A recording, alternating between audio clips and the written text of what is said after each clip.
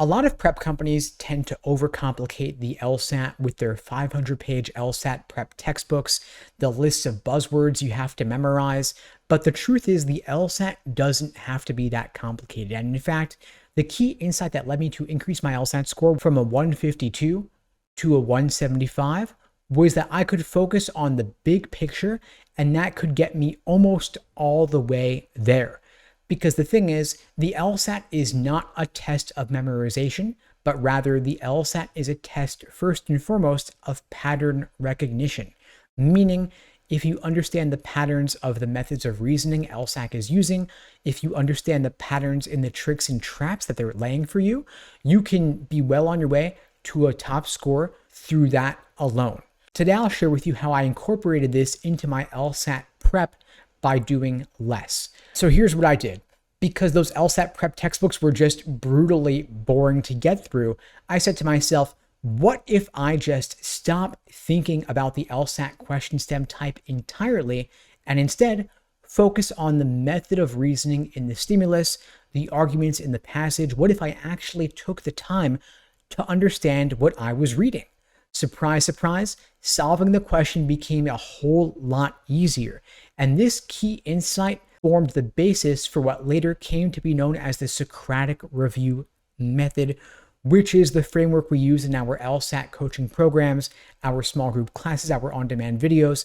By the way, if you're interested in finding out more, you can check out the links below to book a call with me and my team. We'd be glad to help you out. And what we do with this Socratic review method is we slow you down. We make sure that you actually understand the argument. We make sure you actually understand the passage. Then you understand the question stem, the answer choices, the tempting wrong answers, and the unappealing right answers. And here's what we do differently from other prep companies. We don't just explain the questions to you the way that a book would or the way that a video would.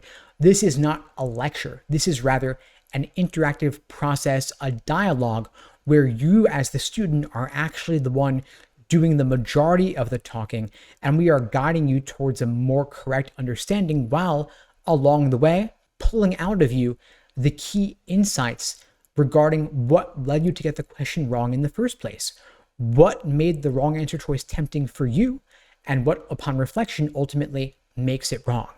And on the contrary, what about the right answer choice made it unappealing for you, and what ultimately made it correct. Because the thing is, there are traps of encouragement towards the wrong answer and traps of discouragement away from the right answer. And until you understand in particular which tricks and traps you personally are uniquely prone to falling for, you can't help but end up making the same mistakes again. And this is what we want to help you avoid.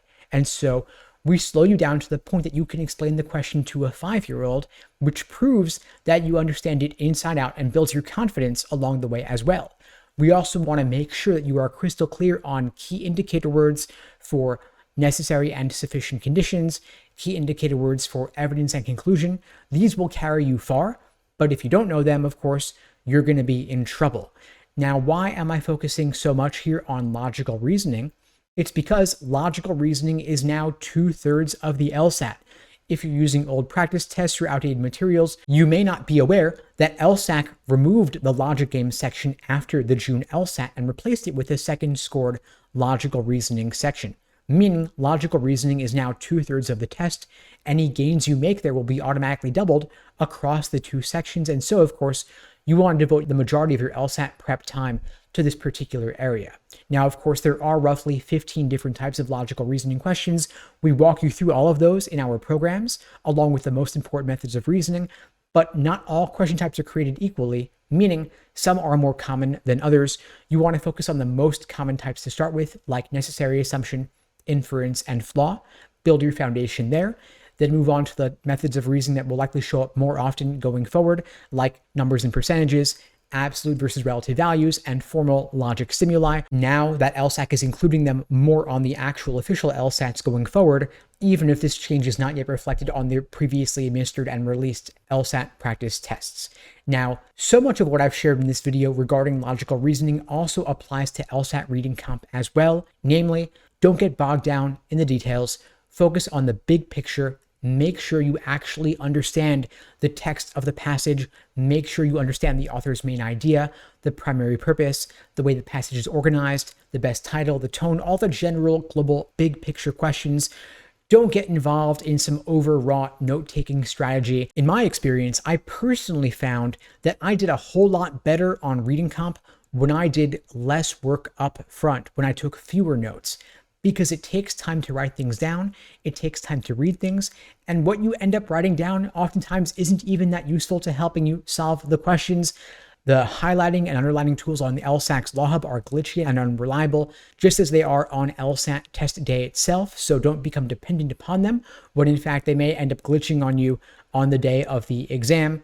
As an exercise to make sure that you understand the big picture, to make sure that you understand the main idea, you might try rewriting the entire passage in simpler language to make sure that you thoroughly understand it.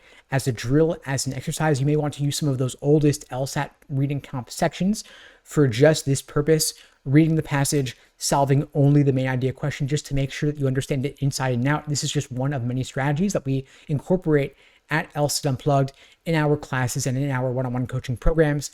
If you're interested in finding out more, again, you can check out the links below. We'd be glad to help you out. And in the meantime, I'll wish you all the best and take care.